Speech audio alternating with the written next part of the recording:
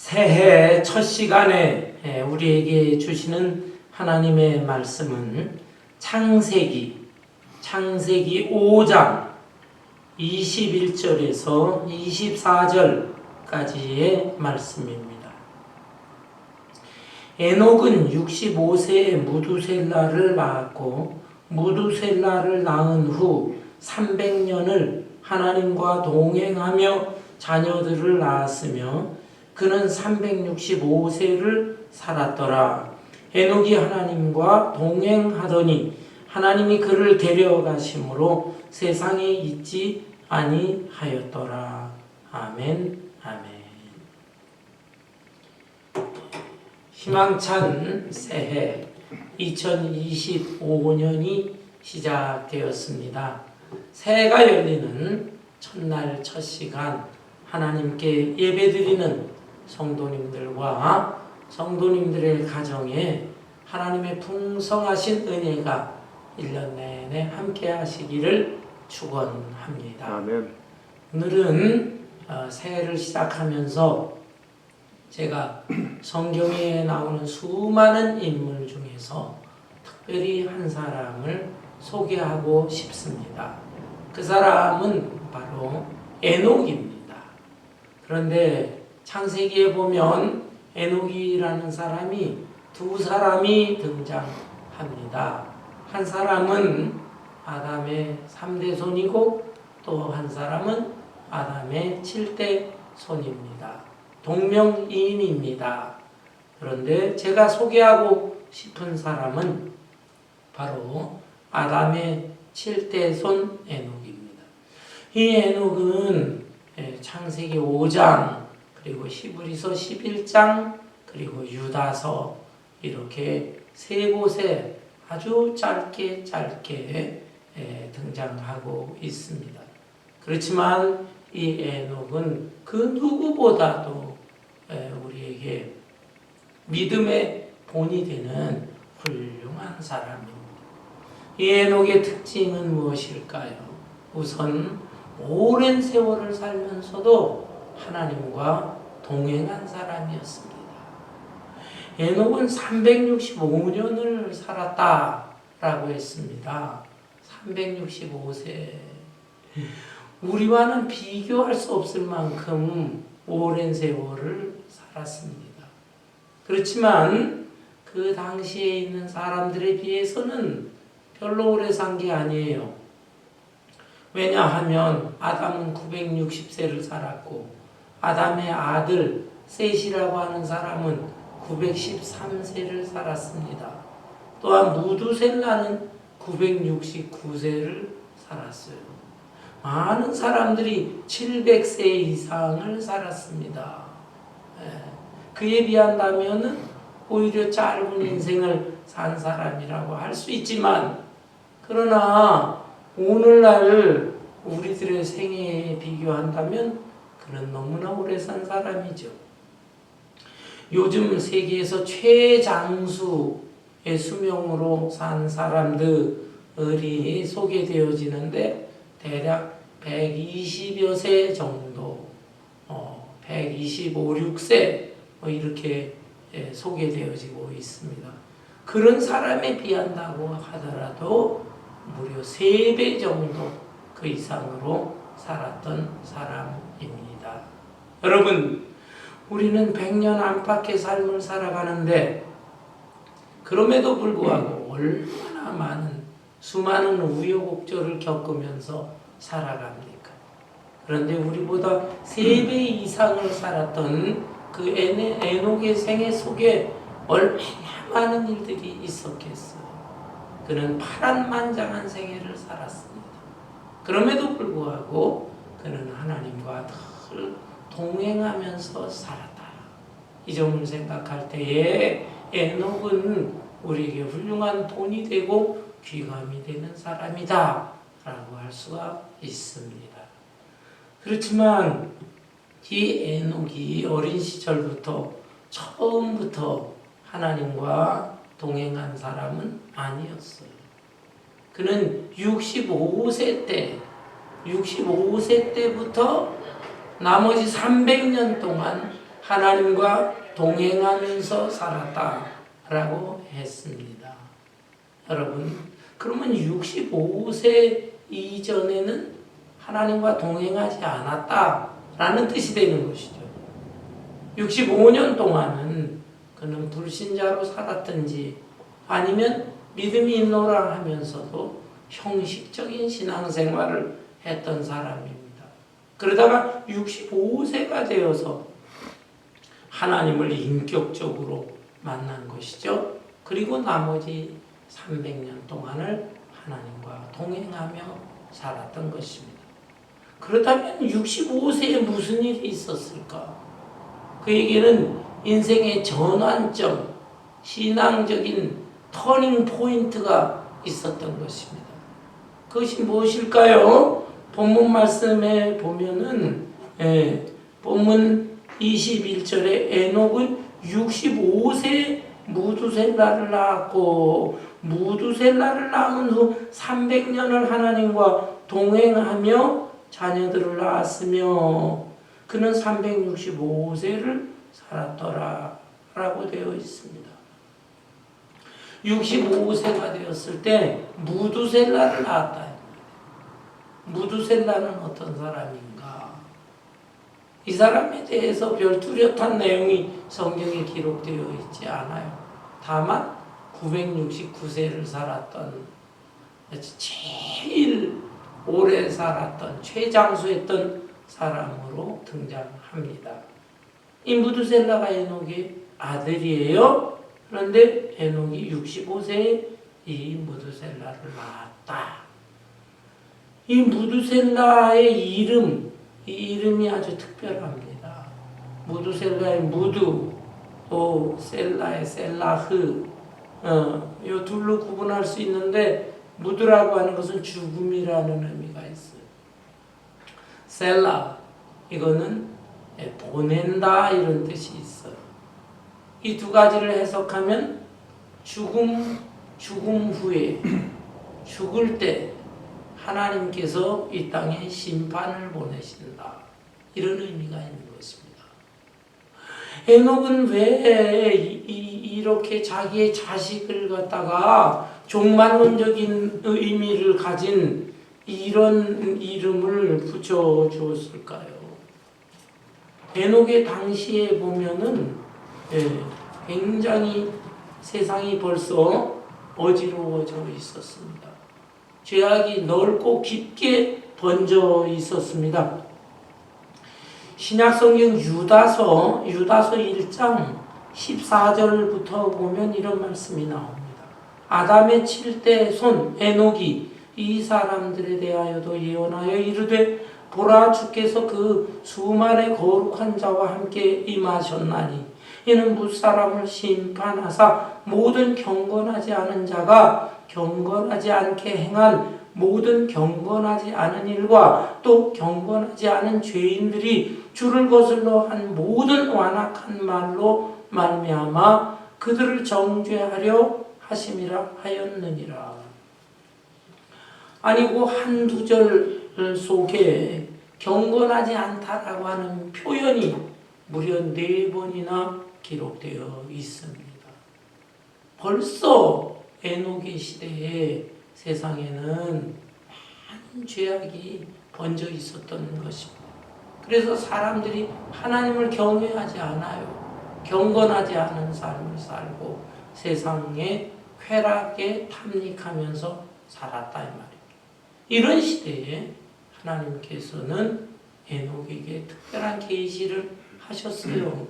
네가 아들을 낳을 텐데 네 아들이 세상을 떠날 때 죽을 때가 되게 되면 내가 이 세상을 심판하겠노라 라고 하는 특별한 계시를 받았던 것입니다.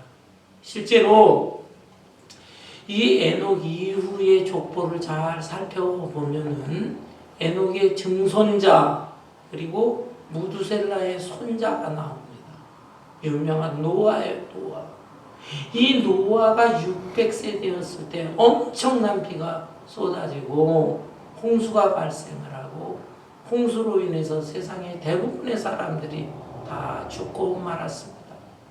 무서운 홍수 심판이 내려진 것이죠. 그런데 이 에녹의 증손자 이 노아가 600세가 되었을 때, 그때가 언제냐 하면 바로 에녹의 아들 무두셀라가 969세가 되는 해입니다. 곧 무두셀라가 죽은 해, 죽게 된 해, 그 해 노아가 600세가 되었을 때, 그때 하나님의 홍수 심판이 임했다라고 하는 것입니다. 기가 막힌 것이죠. 여러분, 이로 볼 때에 에녹은 65세가 되었을 때 무두셀라를 낳으면서 하나님의 계시를 받았던 것이고, 앞으로의 세상에 이런 하나님의 무서운 심판이 있겠구나, 그것을 생각을 하면서 자기의 남은 생애를 오직 하나님을 바라보고 하나님의 손을 붙잡고 또 하나님과 동행하면서 살았던 것입니다. 사랑하는 성도 여러분, 여러분은 어떻게 신앙생활을 하게 되었습니까? 신앙을 갖게 된 계기가 있었을 거예요. 인생의 터닝 포인트, 신앙생활의 하나의 전환점. 어떤 분들은 중병에 걸렸다가 하나님의 도우심을 받아 살아난 분이 있었을 것입니다. 또 사업에 부도가 난다든지 어려움이 생겼을 때 하나님의 은총의 손길을 체험했을 거예요. 어떤 분들은 또 자녀가 말썽을 부려가지고 고통을 받는데 그 가운데서 하나님 앞에 매달리다 하나님을 만난 분들도 있었을 것입니다. 여러 가지 고난과 시련 또는 여러 가지 계기를 통해서 여러분들이 신앙을 갖게 되었는데, 그 이후의 삶이 어떠했습니까? 어떤 분들은 신실하게 살지만 어떤 분들은 예전의 모습으로 돌아가면서 살아가는 분들도 있었을 것입니다. 여러분, 바라기는 새해를 시작하면서 내 신앙생활을 다시 한번 점검하고 에녹처럼 인생의 터닝 포인트를 가지면서 하나님과 동행하며 살아갈 수 있기를 바랍니다. 아멘. 그렇다면 하나님과 동행한다 하는 의미가 무엇일까요? 동행한다라고 하는 것은 하나님의 생각에 자신의 생각을 맞추는 것입니다. 곧 자기 자신의 마음속에 하나님에 대한 생각을 품고 살아가는 것입니다. 여러분, 우리의 마음속엔 별의별 생각이 다 들어옵니다. 마음을 가리켜서 소우주다 이렇게 표현합니다. 이 우주가 얼마나 넓고 크고 광활합니까? 우주 속에 얼마나 많은 별들이 있고 얼마나 많은 변화가 발생합니까? 그런데 사람의 마음이 그런 우주와 같아요. 소우주와 같은 마음 속에 별의별 생각이 다 들고 합니다. 좋은 생각, 나쁜 생각, 또 기쁜 마음이 들기도 하고 슬프고 괴로운 마음이 들기도 하고, 하지만은 마음속 깊은 곳으로부터 늘상 하나님을 바라보고 하나님 생각으로 가득 찬 삶을 살아가는 사람, 이런 사람이 하나님과 동행하면서 사는 것입니다. 아울러서 하나님과 동행한다라고 하는 것은 하나님의 말씀, 곧 하나님의 뜻에 순종하는 것을 의미하는 것입니다. 여러분, 운동 경기 중에서 어린아이들이 이제 운동해야 할 때 보면은 2인 삼각 경기, 이런 경기가 있습니다. 2인 삼각 경기. 엄마가 자기 아들하고 자녀하고 2인 삼각 경기를 할 때가 있고, 엄마 아빠가 다 참석을 할 때는 엄마 아빠가 함께 2인 삼각 경기를 하는 경우도 있죠. 두 사람이 다리 한쪽씩, 한 사람은 오른다리, 한 사람은 왼다리를 끈으로 묶어요. 그리고서 세 다리를 가지고 이제 다름질을 하는 것입니다. 2인 삼각 경기를 할 때 보면 한 사람이 빨리 뛰면은 안 됩니다. 보조를 맞춰야 되는 거예요. 빨리 뛰다가는 끼우뚱끼우뚱하면서 둘이 함께 넘어질 수가 있어요. 예, 둘이 마음과 생각을 함께하고 보조를 잘 맞춰서 한 걸음 한 걸음 걷고 뛸 때 성공적으로 빠른 시간 내에 골이 날 수가 있는 것입니다. 여러분, 하나님과 우리도 마찬가지인 것입니다. 하나님과 우리도 인삼각 경기를 하듯이 보조를 맞춰야 되는데, 하나님은 완벽하신 분입니다. 하나님은 실수가 없는 분이에요.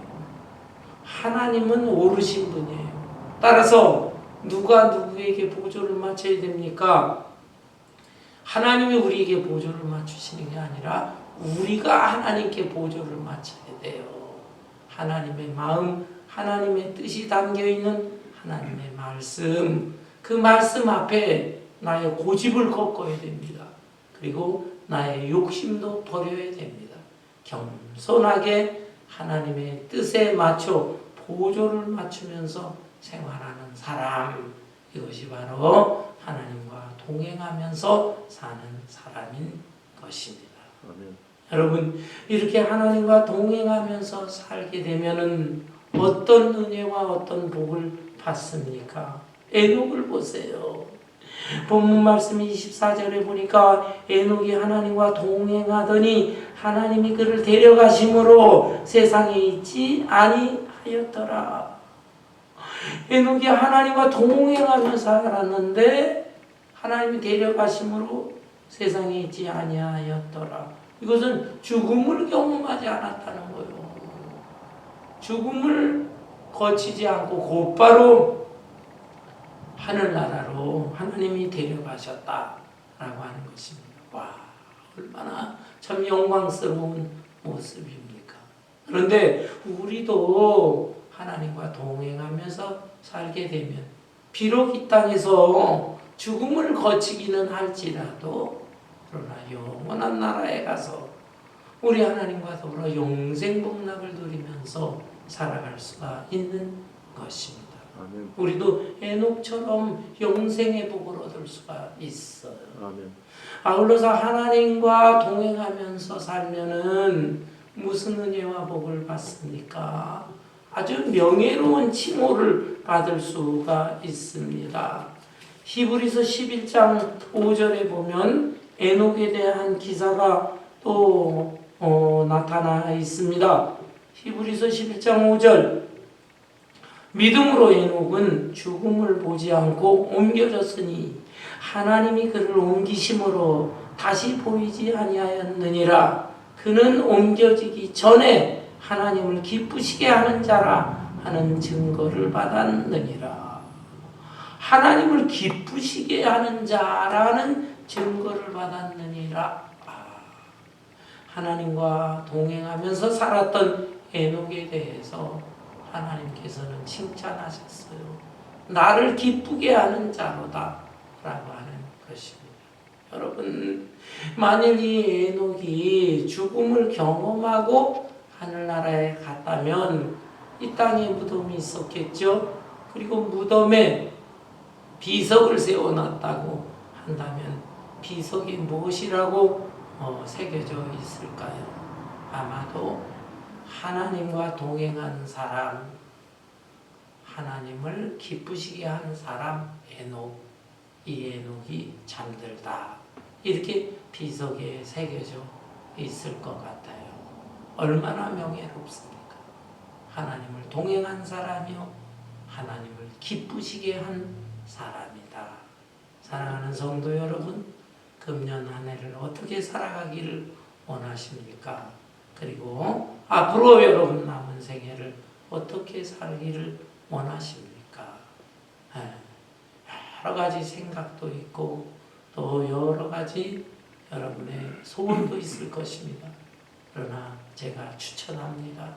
에녹처럼 살아갈 수 있기를 바랍니다. 아멘. 하나님과 동행하면서 사세요. 아멘. 기쁜 일, 슬픈 일, 괴로운 일, 즐거운 일, 희망찬 새해이긴 하지만 그러나 금년 한 해도 불완전한 세상이고 또 죄악이 너무나 넓게 깊게 퍼져 있기 때문에 별의별 사건 사고가 금년에도 발생할 것입니다.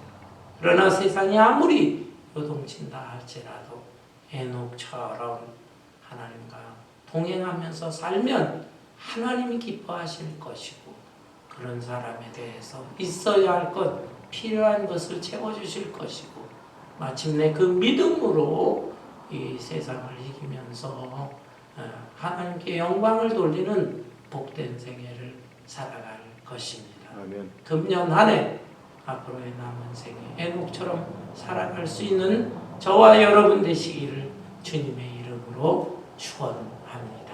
아멘. 찬송하겠습니다.